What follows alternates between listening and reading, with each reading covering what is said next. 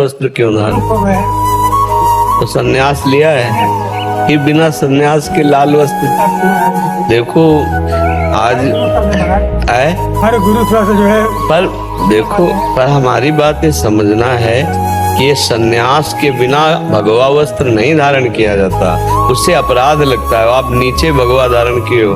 अगर सन्यास अर्ध सन्यास दिया जाता है तो ऊपर भगवा होता है, नीचे सफेद होता है। फिर पूर्ण सन्यास होता है तब दोनों भगवा धारण। आप नीचे भगवा धारण किए, ऊपर राम नाम ही उड़े हो। इससे पता चलता है कि आप अपने धर्म के अनुसार नहीं वेश लिए हो।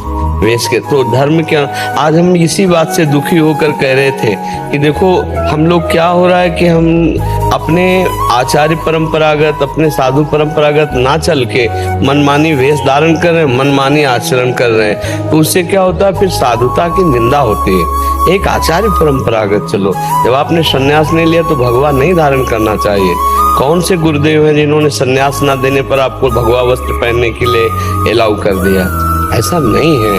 जब हमारे सब धर्म विरुद्ध आचरण होंगे तो हम कैसे भगवत प्राप्ति कर पाएंगे? वेश की हम मान्यता कैसे कर पाएंगे? आप समझ रहे हैं ना? हमने आदर दिया है, आपको आसन दिया है, और आसनों पर बैठने का वही अधिकारी होता है जिसने आसन दिया उसके समकक्ष हो या उससे श्रेष्ठ हो। पहली बात, आपने गुरुजनों का संग नहीं किया। नहीं, आसन को प्रणाम करके नीचे बैठना चाहिए, इसलिए कि आप अभी सन्यास नहीं लिए हैं, आप अभी सन्यासी नहीं हुए हैं और भगवा वस्त्र धारण किए हैं।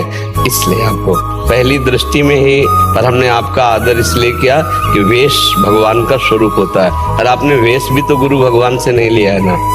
इसलिए हम आपके सुख के लिए कह रहे हैं। तो हमने तो आपका सम्मान किया है, आदर किया है, और हम कह रहे हैं कि यदि आप सन्यास का भगवा वस्त्र धारण, तो वेश क्यों नहीं ले लेते? आप मंत्र क्यों नहीं ले लेते? सन्यासी क्यों नहीं बन जाते? हम सन्यासी हो नहीं, सन्यासी का वेश धारण क्यों? यही आज हमारे देश में पाखंड की वृद्धि कर रहा है।